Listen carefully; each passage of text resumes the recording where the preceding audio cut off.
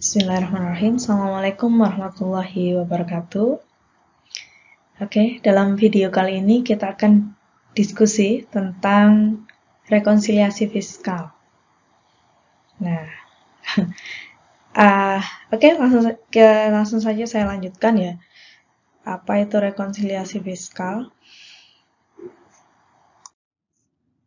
Nah, ini adalah skema tentang bagaimana kewajiban perpajakan itu harus dilakukan dalam sebuah instansi, sebuah entitas bisnis.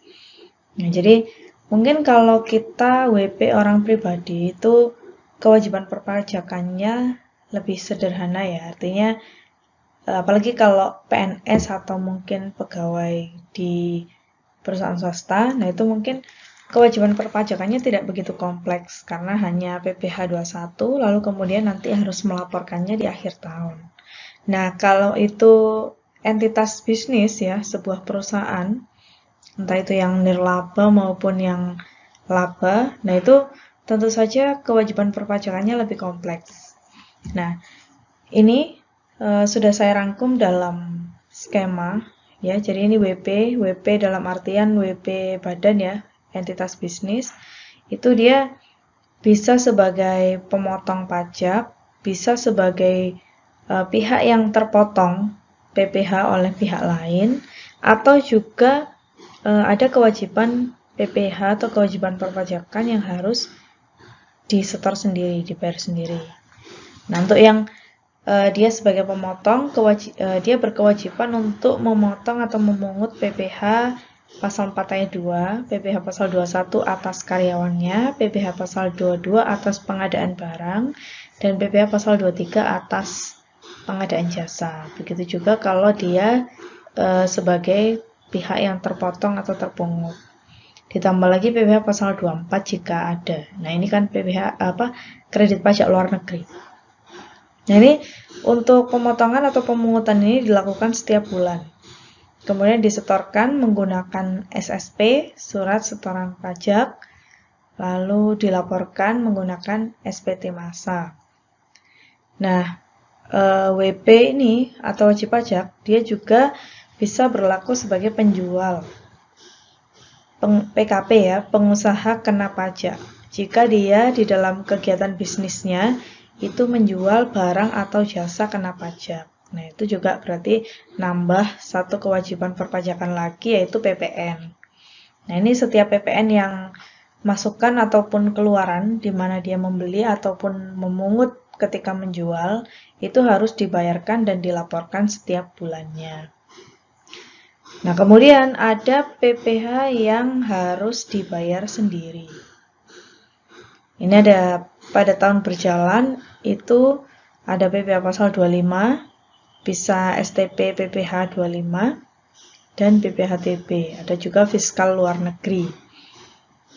Nah, ini PPh pasal 25 itu kan didapat dari PPh terutang akhir tahun dibagi 12 gitu ya, yang harus dibayarkan setiap bulannya. Kemudian pada akhir tahun dia harus membayar PPh pasal 29 atau 28. Kalau 28 berarti kurang lebih bayar, kalau 29 berarti kurang bayar atas PPh terutang. Nah, persoalannya di sini. Ketika akan menghitung PPh terutang. Kalau orang pribadi, maka dasar pengenaan pajaknya adalah penghasilan kena pajak ya. Kalau WP badan atau perusahaan, DPP-nya adalah penghasilan kena pajak yang itu ngitungnya dari laba. Nah, sebetulnya disitulah persoalan itu muncul di dalam perhitungan laba. Di mana persoalannya? Coba kita lanjutkan. Nah, ini.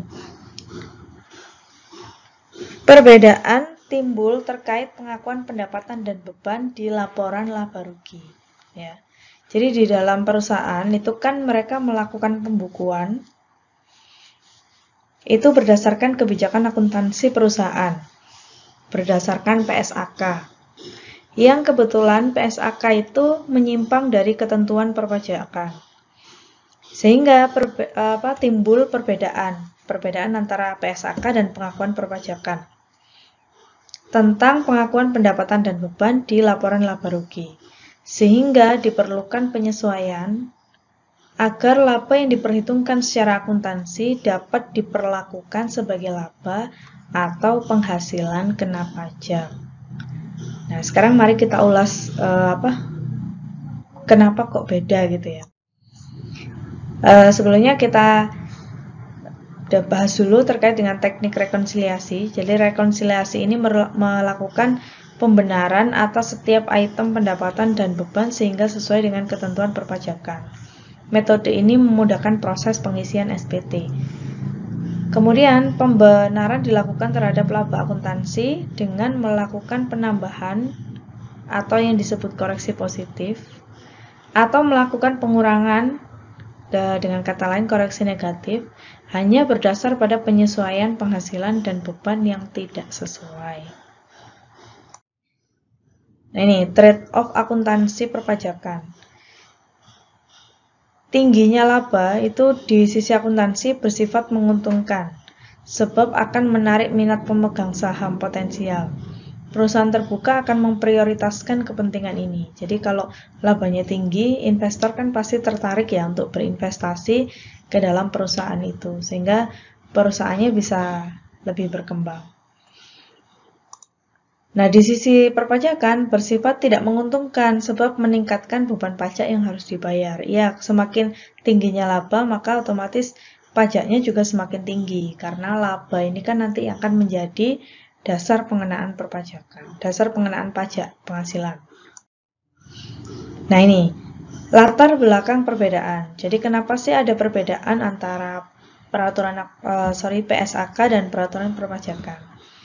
Itu disebabkan karena akuntansi dan pajak ditetapkan oleh otoritas yang berbeda dan dengan tujuan yang berbeda. Nah, perbedaan antara akuntansi dan pajak ini tidak hanya terjadi di Indonesia, namun juga terjadi di negara lain. Jadi, akuntansi itu kan PSAK-nya itu kan disusun oleh orang-orang bisnis ya, orientasinya bisnis. Sehingga akuntansi itu dibuat bagaimana perusahaan itu bisa menguntungkan. Sekarang gini aja deh, jika kita punya perusahaan, maka perusahaan yang wajib bayar pajak. Nah, maka bagi kita pajak itu kan beban, ya kan? Karena kita harus mengeluarkan uang untuk membayar pajak. Nah, sedangkan di sisi lain, bagi otoritas pajak atau dalam hal ini pemerintah, pajak yang kita bayarkan itu adalah pendapatan bagi mereka, ya kan?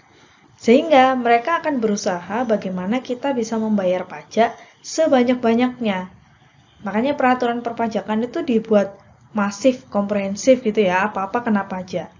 Itu karena pemerintah pengen pemasukan dari pajak itu besar. Nah, sedangkan bagi kita, perusahaan, kita kan pengennya bayar pajak tuh dikit aja gitu. Kalau bisa malah nggak bayar gitu ya. Karena bagi kita pajak itu beban yang akan mengurangi penghasilan. Nah, dari sini aja kita udah tahu kan bahwa kepentingan akuntansi dan otoritas pajak itu berbeda. Bagi orang akuntansi pengennya pajaknya kecil aja. Bagi otoritas pajak pengennya pajaknya yang gede karena biar penghasilannya besar. Nah, itulah kenapa PSAK dan peraturan perpajakan itu berbeda. Nah, perbedaan ini atau di kalangan peneliti itu istilahnya adalah book tax gap. Penelitian pajak terkait book tax gap itu ada apa penyebab timbulnya book tax gap dan apa akibatnya terjadinya perbedaan ini. Itu ada persistensi laba, persistensi return untuk pemegang saham, kemudian nilai informasi dari BTG ini sendiri. Kemudian, apakah BTG dapat dianggap sebagai alat ukur untuk melakukan earning management? Nah, ini penelitian-penelitian yang sering dilakukan dalam hal ini ya, perbedaan antara akuntansi dan perpajakan. Ya, barangkali teman-teman tertarik untuk meneliti ini, silakan bisa dibaca gitu ya, referensi terkait. Nah, ini ada kerangka perbedaan yang tadi saya ceritakan itu. Kalau digambarkan dalam skema kira-kira seperti ini. Jadi, ini akuntansi itu kan disusun berdasarkan PSAK, sedangkan laporan keuangan untuk tujuan pajak, untuk tujuan lapor SPT itu disusun berdasarkan Undang-Undang Perpajakan. Nah, antara PSAK dan Undang-Undang Perpajakan ini melahirkan perbedaan. Perbedaannya itu ada dua macam. Perbedaan permanen dan perbedaan temporer. Nanti saya jelaskan lebih lanjut. Nah, perbedaan ini potensi penelitian atau penelitian yang banyak dilakukan terhadap perbedaan ini ada book tax gap dan effective tax rate. Kemudian untuk perbedaan temporer itu menimbulkan konsekuensi berupa pajak tangguhan. Bisa berupa aktiva atau utang atau juga beban atau pendapatan. Nah, ini macam perbedaan berdasarkan sifat itu ada positif dan negatif. Perbedaan positif jika bersifat meningkatkan penghasilan kena pajak. Negatif itu jika bersifat mengurangi penghasilan kena pajak. Kalau perbedaan berdasarkan jangka waktu ada beda temporer dan beda permanen. Beda temporer itu yang merupakan akibat perbedaan waktu pengakuan, namun akan berujung pada hasil yang serupa. Nanti saya kasih contohnya. Permanen itu merupakan perbedaan yang tidak akan terserupakan seiring waktu.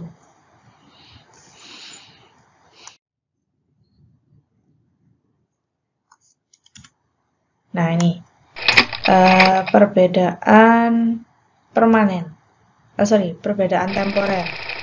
Jadi perbedaan temporer atau beda waktu itu merupakan perbedaan antara periode pengakuan transaksi yang mempengaruhi laba kena pajak dan periode pengakuan transaksi tersebut dalam penentuan laba akuntansi sebelum pajak.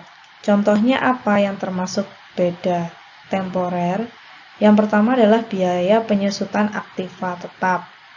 Kemudian ada amortisasi aktiva tak berwujud. Nah, ini untuk hak penambangan dan pengelolaan hutan, serta pendirian dan perluasan usaha. Kemudian ada pengakuan kerugian piutang, terus ada lagi nanti persediaan.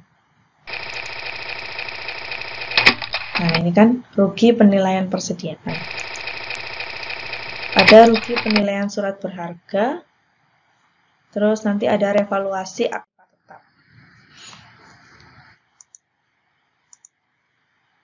Nah, ini saya jelaskan satu persatu. Untuk penyusutan dan amortisasi, ya tentunya teman-teman masih ingat gimana caranya menghitung penyusutan? Harga perolehan dikurangi nilai residu dibagi umur ekonomis gitu ya, kalau metode garis lurus. Nah, ini ada beberapa perbedaan antara pengakuan penyusutan di akuntansi dan di pajak. Jadi di akuntansi dan di pajak pada dasarnya sama-sama mengakui penyusutan. Hanya saja cara menghitungnya itu beda. Bedanya di apa aja? Yang pertama di pengelompokan. Ini kan pengelompokan ini nanti ada di umur ekonomi konsekuensinya ada di umur ekonomis. Jadi kalau pengelompokan di pajak itu dasarnya ada di pasal 11 dan 11A Undang-Undang Nomor 36 Tahun 2008, yaitu kalau aset di pajak itu dikelompokkan menjadi bangunan dan non-bangunan. Kemudian kalau yang selain bangunan seperti peralatan dan kendaraan, dia ada kelompok 1, 2, 3, 4. Nah, masing-masing kelompoknya itu sudah ditetapkan umur ekonomisnya. Itu kalau di pajak. Kalau di akuntansi, umur ekonomis itu pakainya taksiran. Jadi, perusahaan bisa mengira-ngira ini kira-kira asetnya bisa sampai berapa tahun gitu. Kemudian harga perolehan, taksiran umur kegunaan, nilai sisa atau nilai residu. Nah, kalau di akuntansi itu boleh mengakui nilai residu. Tapi kalau di peraturan perpajakan itu nggak boleh mengakui nilai residu. Jadi aset itu dianggap nol, dianggap habis sampai di sisa umur ekonomis. Kemudian metode alokasi. Nah, kalau di akuntansi, di PSAK, metode penyusutan atau amortisasi itu macam-macam ya. Ada garis lurus, ada saldo menurun ganda, ada jumlah angka tahun, ada jumlah unit produksi, dan masih banyak lagi. Tapi kalau di pajak itu sudah ditentukan. Yang boleh diakui hanya garis lurus dan saldo menurun. Kalau misalnya untuk tambang, itu mau menggunakan metode unit produksi, itu diperbolehkan. Hanya saja harus izin dulu, jadi harus mengirim surat permohonan ke DJP.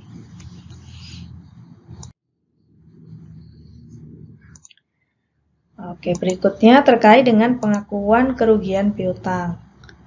Dasarnya ada di pasal 9 ayat 1 huruf C.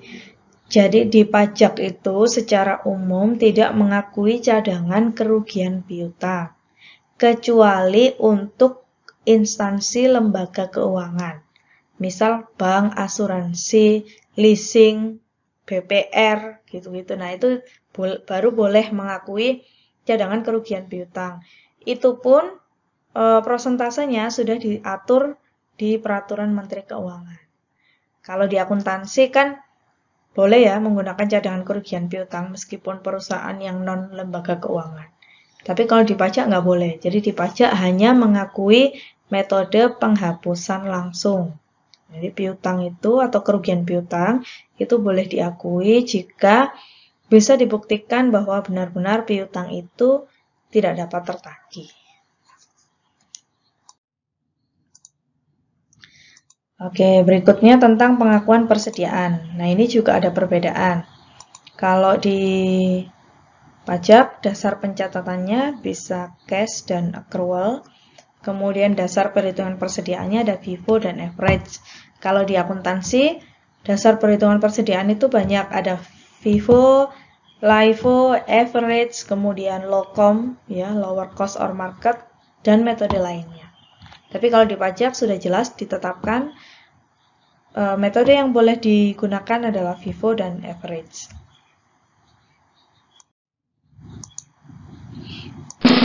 Kita masuk ke permanent difference. Nah, kalau permanent difference ini kan berarti perbedaan beda tetap ya.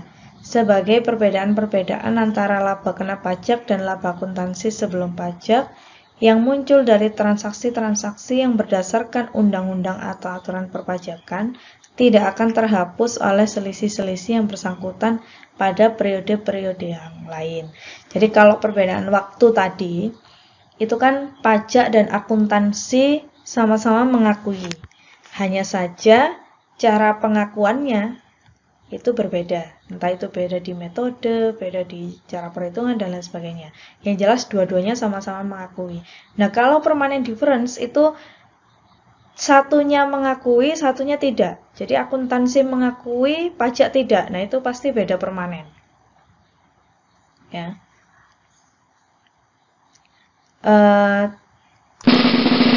Ini contohnya, biaya sumbangan. Jadi untuk biaya sumbangan itu di akuntansi boleh. Biaya sumbangan boleh dibebankan, di pajak tidak boleh.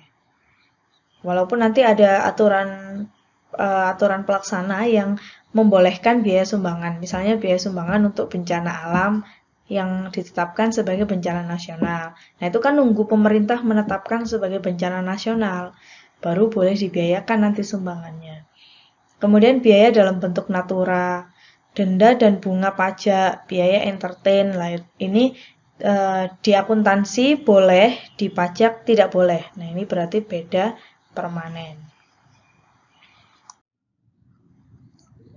Nah, ini ada beberapa. Jadi kalau mau lihat biaya apa saja yang di pajak tidak boleh dibebankan, itu dasarnya ada di pasal 9 ayat 1 Undang-Undang Nomor 36 Tahun 2008. Nah, di sana sudah disebutkan biaya apa saja yang tidak boleh dibebankan menurut peraturan perpajakan. Selain itu, ada biaya-biaya lain yang sebetulnya hampir mirip ya, hanya saja kalau cara cara ngasihnya beda, itu bisa jadi deductible expense. Nah, ini contohnya ya. Pengobatan secara cuma-cuma bagi pegawai. Itu kalau pengobatannya secara cuma-cuma, itu non-deductible. Tapi kalau pengobatannya penggantian biaya pengobatan, jadi misalnya karyawannya sakit nih, nah dia ke klinik, terus nanti biayanya itu di reimburse ya, diganti oleh perusahaan, nah itu maka dia boleh dibebankan. Sama dengan jika dikasih dalam bentuk tunjangan kesehatan, nah itu boleh dibebankan. Makan siang bagi sebagian pegawai, itu tidak boleh dibebankan, non-deductible expense. Makan siang bagi seluruh pegawai, deductible expense ya. Jadi sama-sama makan siang, tapi kalau yang dikasih adalah orang-orang tertentu, misalnya hanya direksinya aja yang dikasih makan siang, nah maka tidak boleh dibiayakan. Tapi kalau semuanya dikasih makan siang, mulai dari direksi sampai pegawai sampai satpam, semuanya dikasih makan siang dengan nilai yang sama, maka itu boleh dibiayakan.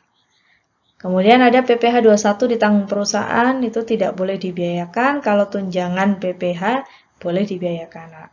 Sebetulnya sama ya, ibaratnya artinya sama, hanya cara ngasihnya aja yang beda. Kalau yang satunya ditanggung perusahaan, kalau yang satunya tunjangan PPh 21. Biaya jamuan tanpa daftar nominatif tidak boleh dibiayakan. Kalau biaya jamuan dilengkapi dengan daftar nominatif, baru boleh dibiayakan. Nah, ini langkah penyesuaian perbedaan. Dimulai dari laba akuntansi, ditambah penghasilan yang belum diakui, dikurangi penghasilan yang bukan objek pajak, ditambah biaya non-deductible expense, dikurangi biaya deductible yang belum dibebankan, dikurangi penghasilan dikenai PPh final, ditambah biaya 3M. 3M itu menagih, memperoleh, dan memelihara penghasilan final, barulah didapatkan penghasilan kena pajak. Nanti saya contohkan kertas kerjanya untuk lebih memudahkan. Nah, ini skema rekonsiliasi fiskal. Jadi wajib pajak melakukan pembukuan berdasarkan PSAK. Jadi di perusahaan itu cukup melakukan satu pembukuan aja berdasarkan PSAK. Jadi nggak perlu bikin dua pembukuan, satunya PSAK, satunya pajak, nah itu nggak perlu. Jadi cukup satu pembukuan berdasarkan PSAK, kemudian menghasilkan laporan keuangan komersial namanya. Lalu kita koreksi, dikoreksi fiskal, disesuaikan mana yang dipajak boleh, mana yang dipajak tidak boleh, dan seterusnya. Nah, koreksi fiskal ini tidak perlu di jurnal. Kemudian didapatlah laporan keuangan fiskal. Nah, ini dari pembukuan ini menghitung penghasilan kena pajak melalui rekonsiliasi fiskal berdasarkan Undang-Undang PPh dan peraturan pajak lainnya, menghasilkan laporan keuangan fiskal yang nantinya akan digunakan sebagai lampiran di dalam mengisi SPT pajak penghasilan akhir tahun.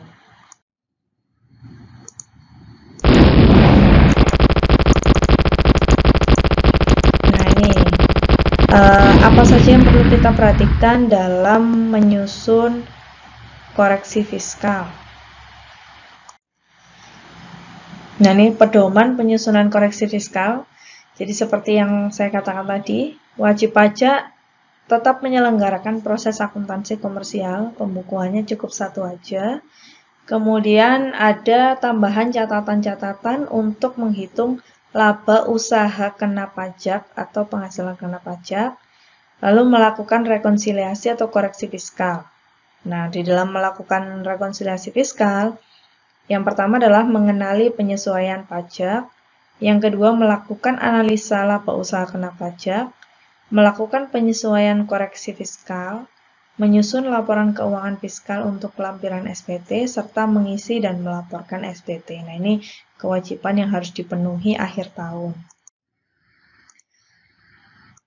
Nah, apa saja bahan koreksi fiskal? Jadi untuk bisa melakukan koreksi fiskal, kita harus baca beberapa ya.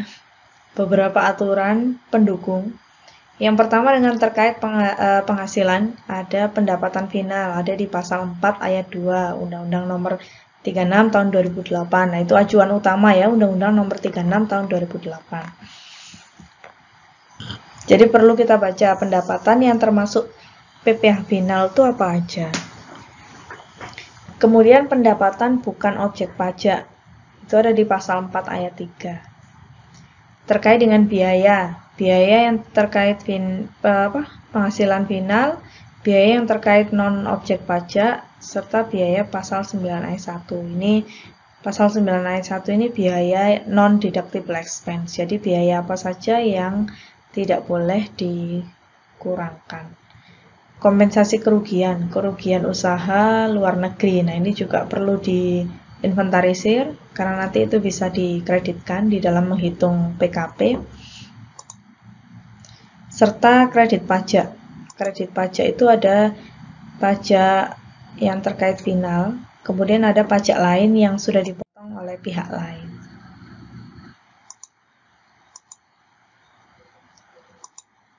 Nah, ini untuk pendapatan bersifat final, maka tidak perlu digabungkan dengan pengurangan penghasilan atau laba usaha kena pajak. Tidak dapat dikreditkan. Biaya-biaya yang digunakan untuk menghasilkan, menagih, dan memelihara penghasilan final tidak dapat dikurangkan.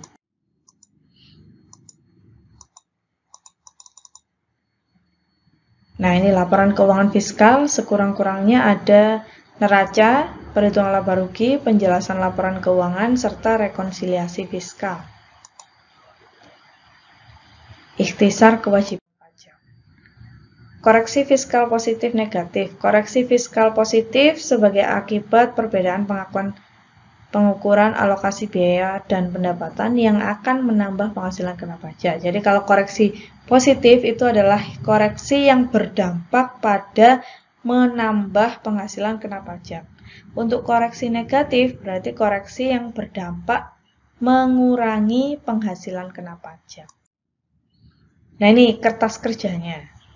Jadi nanti kalau mengerjakan rekonsiliasi fiskal, kira-kira kertas kerjanya seperti ini. Pendapatan non-final dan objek biaya dan seterusnya. Nanti bisa dipelajari. Ya.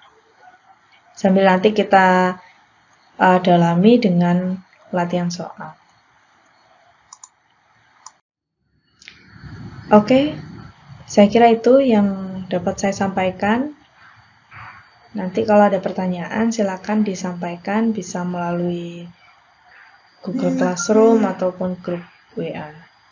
Nah.